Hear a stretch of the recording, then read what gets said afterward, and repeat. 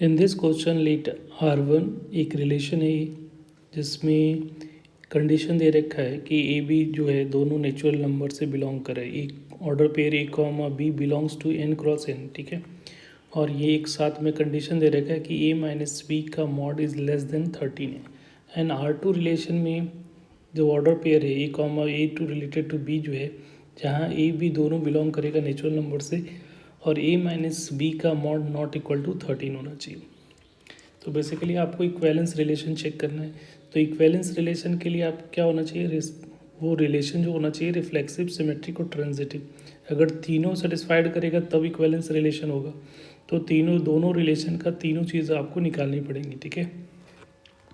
तो पहला जो रिलेशन दे रखा है R1, ठीक है, उसकी बात कर लेते हैं। तो इसमें कंडीशन क्या दे रखा है कि a minus B less than equal to 13 होगा तो a रिलेटेड टू b होगा, ठीक है।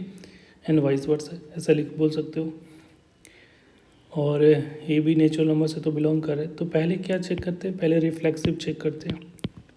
तो रिफ्लेक्सिव के लिए हम लोग को पता है कि सिर्फ b को a से रिप्लेस कर दो, ठीक है। ये कह सकते हो b के एक जगह पे पुट करो और जो रिलेशन का कंडीशन सेटिस्फाइड कर देगा तो रिफ्लेक्सिव हो जाएगा।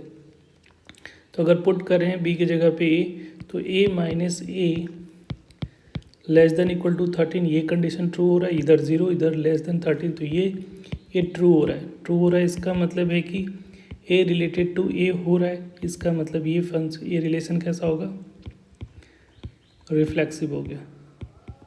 तो ये रिफ्लेक्सिव तो है। अब दूसरा चेक करना है सिमेट्रिक। तो सिमेट्रिक में क्या होता है, सिमेट्रिक में पहले से ही कंडीशन जो इनिशियल कंडीशन होता है a रिलेटेड टू b, तो यहाँ पे रिलेशन में a minus B less than equal to 13 ये गिवन होता है। अब इसके बेसिस पे टू प्रूव करना होता है कि b minus A mod less than equal to 13 हो, ठीक है। ये प्रूव करना है। तो यहाँ पे हम लोग जब प्रूव कर रहे होंगे तो देखो ये जो गिवन कंडीशन है a माइनस बी का mod less than equal to 13, जो कि इक्वेशन 1 से आपको दिख रहा है।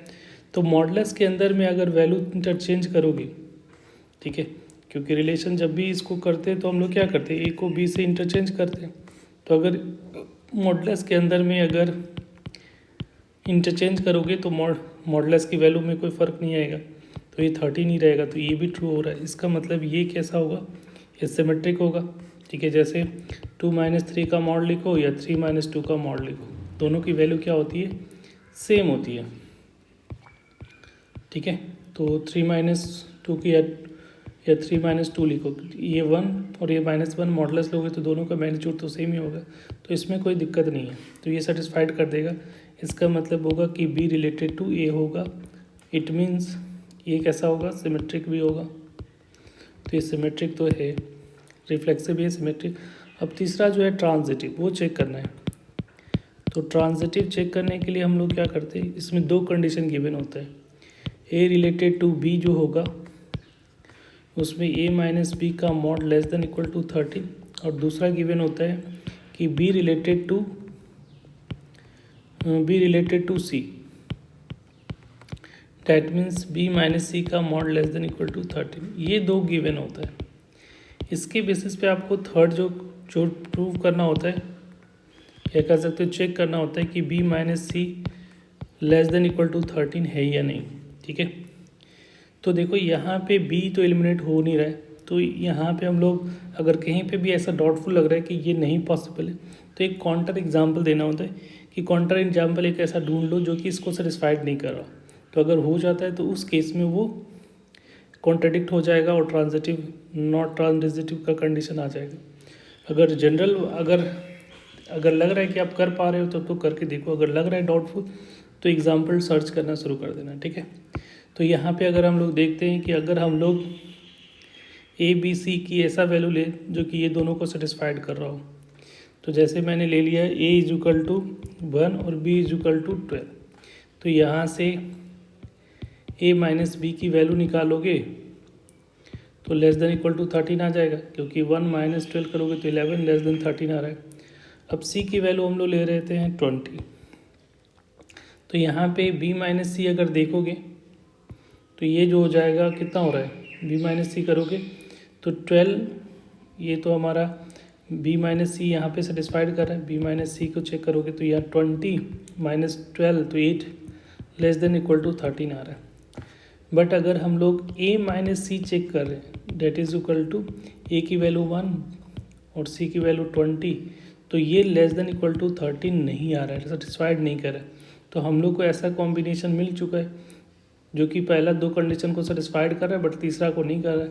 तो ये अगर एक भी ऐसा कॉम्बिनेशन मिल जा रहा है, इसका मतलब है कि रिलेशन में कह सकते हो कि a 1,12 है रिलेशन का पार्ट, 12,20 भी है, 12,20 भी है, ये दो रिलेशन का एलिमेंट है। बट क्या कह सकते हैं, 1,20 does not belongs to R, उस रिलेशन से बिलोंग नहीं कर रहा है, इसलिए ट्रांजिटिव नहीं होगा। मैंने एक ही पेयर इस तरह से शो कर दिया, तो ये कैसा होगा, नॉट ट्रांजिटिव, तो ये ट्रांजिटिव नहीं है। ठीक है, तो ओवरऑल जो पहला रिलेशन है वो कैसा होगा, तो ओवरऑल अगर देखोगे तो तीनों सेटिस्फाइड नहीं कर रहा है, इसलिए आर इज़ नॉट सिमेट्रिक, क्योंकि सिमेट्रिक होने के लिए तीनों चाहिए, R1 जो है सिमेट्रिक नहीं है। अब सेकेंड आ जाओ R2 के लिए, तो R2 में कंडीशन क्या दे रखे हैं कि a माइनस बी का मॉड जो होना चाहिए वो नॉट इक्वल टू 13 होना चाहिए, ये कंडीशन है। तो फिर उसी तरीके से इसमें रिफ्लेक्सिव चेक करोगे पहले, तो रिफ्लेक्सिव में b को रिप्लेस करते हैं a से और चेक करते हैं, तो a माइनस ए का मॉड नॉट इक्वल टू 13, तो ये तो 0 नॉट इक्वल टू 13, ये तो ट्रू हो रहा है, इसका मतलब a रिलेटेड टू b हो रहा है, a रिलेटेड टू a हो रहा है, इसका मतलब रिफ्लेक्सिव होगा, तो ये रिफ्लेक्सिव तो है। सिमेट्रिक चेक करो, तो सिमेट्रिक के लिए हम लोग को पहले कंडीशन दे रखा होता है कि जैसे a related to b given होगा, तो इट मीन्स कि a माइनस बी का मॉड नॉट इक्वल टू 13 दे रखा है। तो आपको चेक करना होता है कि टू प्रूव करना होता है कि b माइनस ए का मॉड नॉट इक्वल टू 13 होगा। तो ये तो क्लियरली इक्वेशन 1 से लिख सकते हो कि हम लोग पता है कि मॉड के अंदर में इसका प्रूफ तो ईजी है, मॉड के अंदर में अगर चेंज करोगे तो उससे कोई फ़र्क नहीं पड़ता मैग्नीट्यूड में। तो a minus B not equal to 13 है, तो इसको हम लोग लिख सकते हो a माइनस बी माइनस ए का मॉड नॉट इक्वल टू 13, इस तरह से लिखा जा सकता है। इसका मतलब ये हुआ कि b minus A belongs to R है, अगर ये जो है यहाँ पे a comma B related to R है तो ये दे रहा है, तो b कॉमा आर भी इसका एलिमेंट होगा। ठीक है, तो ये कैसा होगा, ये हमारा क्या हो जाएगा, सिमेट्रिक होगा। ठीक है, तो सिमेट्रिक तो सेटिस्फाइड कर रहा है। अब तीसरा जो है ट्रांजिटिव, तो ट्रांजिटिव के लिए दो condition, a comma B belongs to R पहले लोगे तो इसका मतलब a माइनस बी का मॉड नॉट इक्वल टू 13 हो रहा है, और दूसरा कंडीशन हम लोग ले रहे हैं b comma C belongs to R, तो ये भी जो है b minus C not belongs to the 13 हो रहा है। तो इन दोनों ये गिवन है, इन दोनों को गिवन है, और हम लोग को टू चेक करना है या प्रूव करना है कि a माइनस सी का मॉड भी नॉट इक्वल टू 13 होना चाहिए। तो देखो यहाँ से ये भी एलिमिनेट नहीं होता दिख रहा है, तो यहाँ पे क्रॉस एग्जांपल ले लेते हैं। जैसे कि हम लोगों ने चेक कर लिया कि a की वैल्यू 15 ले लो, b की वैल्यू 3 ले लो और c की वैल्यू 2 ले लो। तो यहाँ पे देखो a माइनस बी करोगे तो ये 15 माइनस क्या हो रहा है, 15 माइनस 3 12 आ रहा है, डॉट इज इक्वल नॉट 13, ये कंडीशन होल्ड कर रहा है। और फिर यहाँ पे b माइनस सी करोगे तो 3 माइनस 2, तो ये भी 1 आ रहा है, वो भी नॉट इक्वल टू 13 हो रहा है, ये सेटिस्फाइड कर रहा है। बट अगर a माइनस सी कर रहे हैं तो ये कितना आ रहा है, 15 माइनस 2 का mod that is equal to 13, ये 13 के बराबर आ रहा है, तो ये होल्ड नहीं कर रहा है। इट मीन्स कि यहाँ पे ट्रांजिटिव के लिए आप बोल सकते हो कि 15 comma 3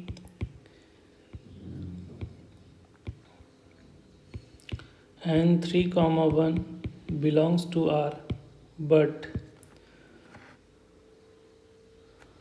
15,2 does not belongs to R. तो ये दोनों बिलोंग कर रहे हैं बट 15,2 बिलोंग नहीं कर रहा है और से, तो इसका मतलब ये ट्रांजिटिव नहीं होगा, तो ये नॉट ट्रांजिटिव हो गया। तो एक भी आपको क्रॉस एग्जाम्पल दिख जा रहे हैं जो कि सेटिस्फाइड नहीं करेगा, तो ओवरऑल वो नॉट सेटिस्फाइड होगा। बट प्रूविंग के केस में ऐसे एग्जाम्पल से नहीं कर सकते, प्रूविंग में आपको करके दिखाना पड़ेगा।